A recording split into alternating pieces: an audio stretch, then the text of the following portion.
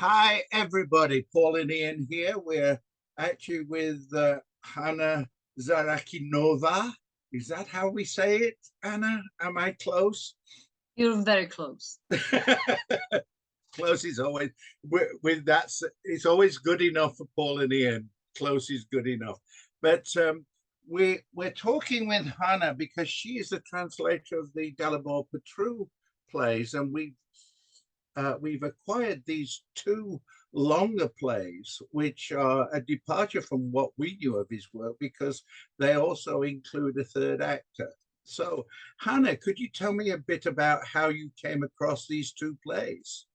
Yeah, that actually it was partly thanks to your shows staging the other Dalibor Petru's plays because, of course, I shared, those performances or advertised those performances on my Facebook, and you know how the social media work, like a friend of a friend of a friend of a friend. So I was actually approached by a man who said, like, you know what? I knew Petru, and I believe I have some writing of his, and his name's Bedřich Holeček, and uh, he was basically part of the gang. He was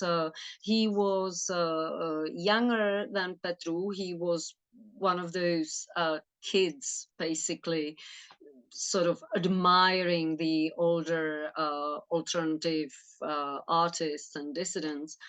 And he said that when he heard about Petru being staged, he saw, like, wait a minute, I think I have some of his writings somewhere. Mm. And he explained that they, as it were, they all were creating some art. Everybody was like doing photography or painting or writing plays or writing novels. It was just, part of the way of coping with not being allowed to do anything, basically. So he said that he had never thought about Petru's writing afterwards because he never thought that it would have any value, actually. he Wow. thought he thought it was like he thought it was one of those souvenirs of those times. And he had some other people's, like, journals, etc. But his curiosity was piqued, so he actually went to, those boxes he had with the old stuff, as he calls it, and rummaged in it. And he actually came with three plays. Three plays. Yeah, that's right. Oh, wow. Well, I So you're haven't. holding one back from us. I am. Yes, because there's the time for translation is limited, and in uh in the custard and fish, it's, I mean, there are some tricky parts. It's called The Custard and Fish. Yes, that's what it's called. Can I just the cover sheet for both of these plays is not missing. We got the title and we know it by Petru, but Yeah. you don't have the actual timing. Can you say a bit about when the two plays we've got that we're going to present this next week, The Bear and Drowning in the Absence of Water? Do you have any sort of timing that you have on them? Well, it it is just the guesswork, obviously. Mm. We are not entirely sure. Uh, we so what we are guessing, and Bedřich, he doesn't have much of an idea, like, when what came to him. Mm. Uh, he he thinks, like, the bear is probably the newest, and he reckons that he probably got hold of that the last time he actually saw Petru, because gradually after he moved outside of Prague to Chomutov, he sort of lost contact with Hmm. plenty of his previous friends. He went sort of more private and wasn't playing such an active part anymore.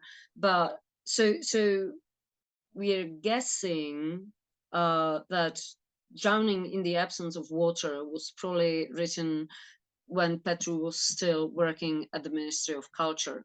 Hmm. And because you can see a lot in the play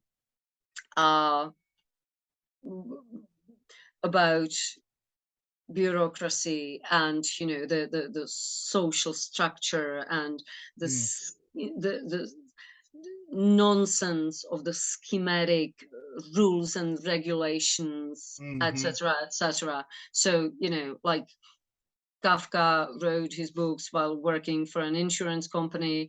This very much looks like it was written while working for the state bureaucracy. Yeah, I have to Uh, say, we found it when we first read it, it was a bit because it seems to be so densely written, but so obtuse that it mm, was almost like it's written in a code. And when normally when you're an actor, you think, oh, where's the subtext of this? And we thought, what is the reality of this? Let alone the subtext. So it's yeah, I was actually reminded of Havel's Garden Party, and mhm, uh, and so so so yes, I agree. And one wonders, because I definitely wouldn't be able to decode like everything in the play, or that's what I think.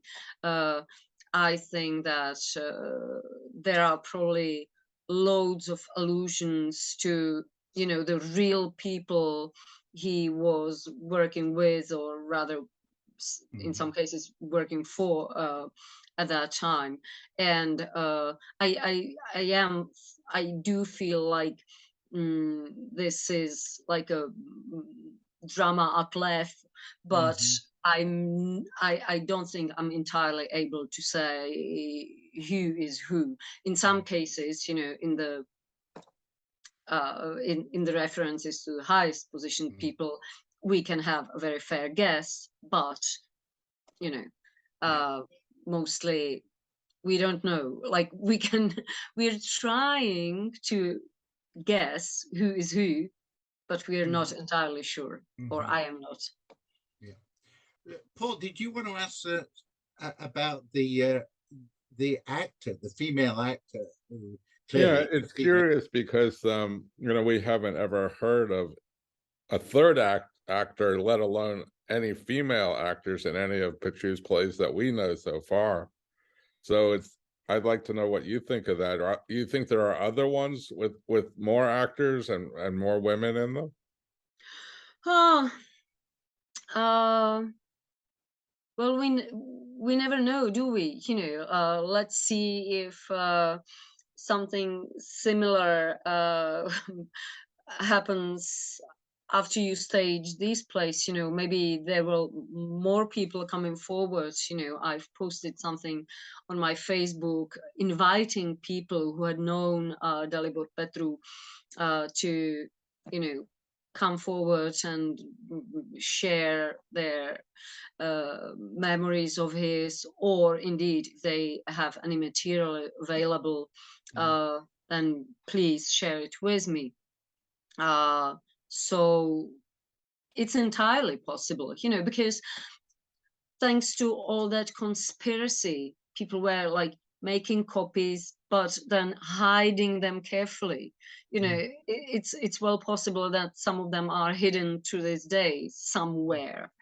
Mm. um Yeah, so we shall see. it's interesting because I recently got in an email 5 poems that were attributed to Petru that someone Oh, sent me, but they are in English. So somebody apparently translated them, and I only have the English versions of them. right. That is so interesting. And they're from a You're going book. to send me those, right? Yeah, they're Because from a I book want to see called them. 68 and 68. So it's a book of 68 poems. I only have 5 of them right now. Right. And this person said that he thinks he can get, he knows where he can get more of them. Oh, okay. That's fascinating. So we might have to have you translate the translations back into Czech. Oh gosh, yes. Wow. That would be. That really is something. I'm just reading R.F. Kuang's book called Babel, which is about the translation institution at Oxford. And there's a famous bit in that which says that every translation is a betrayal, because in some languages, the word to translate, like in Chinese, the word to translate is a character with 2 hearts. Right. And also, it also means betrayal as well. Right. So no, but in this case, you know, what I'm scared of is that there would be like double amount of things lost in translation, you know, like translating back from a translation. I mean, that but we will see. I mean, Woody Allen has a joke about that. He said he once got a job in a library in Paris translating books back into French after vandals had broken into the library and translated them into English. Right. Oh. What we might do though would be maybe, you know, share them on the Czech social media and see if someone, you know, if it rings a bell, if someone recognizes, you know, the topic or something, and maybe remembers some of the verses in Czech or something. We shall see. We shall see. Obviously, you know, we are running against time because many of Dalibor Petru's friends have passed already, and you know, they are quite advanced in age now, many of them. So yeah, we shall see, you know. Okay. One thing I'd just like to continue, because I don't want to make this interview too long, because we want people to enjoy the plays as they are. But also, we have a wonderful actor who is working with her. Her name is Laurie Marl, and she has had a pretty good Broadway career and is really quite excellent. And she seemed to have grasped Petru and the way of his working. I'd love to be able to tell her if we knew anything about who the actor might be that was clearly his favorite, you know. Right. So. And apparently she was everybody's favorite. And when I, you know, when I saw the picture of Laurie, I thought like, wow, that's exactly how I imagined this woman, you know, because again, we can't be entirely sure because it's not written anywhere. But Bedřich Holeček reckons, you know, like when he discovered the plays and read them, he told me like, yeah, I'm pretty sure, you know, this role must have been written for Jana Smrčková, who was, you know, a member of this close-knit group of friends, and she was this like wonderful, beautiful, super smart blonde woman who made her living, you know, cleaning the offices because she had studied French, and then she couldn't, you know, get any job, not even teaching it at school or anything. And so she was limited to menial jobs, and she compensated for the lack of intellectual stimulus in her free time. And apparently she was absolutely stunning. She was a wonderful singer, and wow, all the men. Amazing. This sounds like Laurie. Right. Okay. I didn't know that. No, but And Laurie did some like #1 tours of Broadway musicals and stuff like that. okay. He worked Okay. with really big artists as well, you know. So they are a perfect match, and Bedřich says that basically all the men between the age of 16 and 76 were in love with this woman, so they are probably these two plays are not the only works dedicated to her. There's a fair assumption that there would be like sonnets written for her, etc. I haven't been able to find any information on what's happened of her, because what we know is that sometime in the 70s she managed to escape Czechoslovakia and emigrated, and she probably changed her last name. So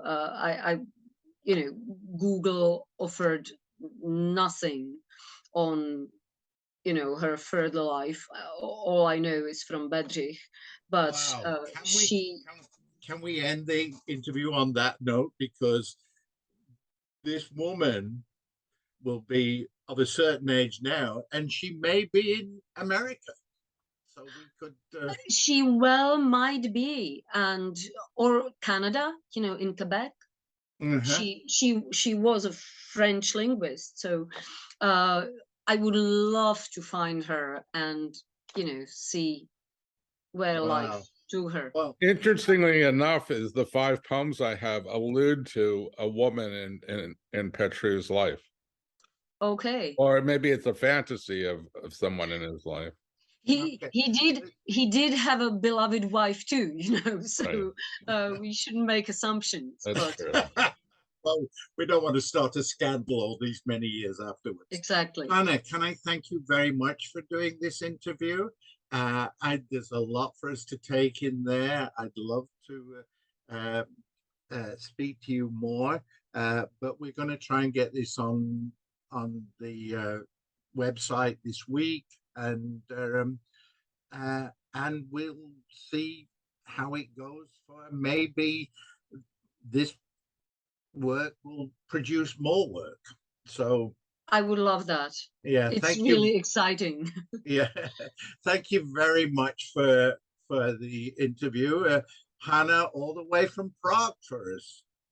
Thank you, Hana. Thank you. Thank you. Bye.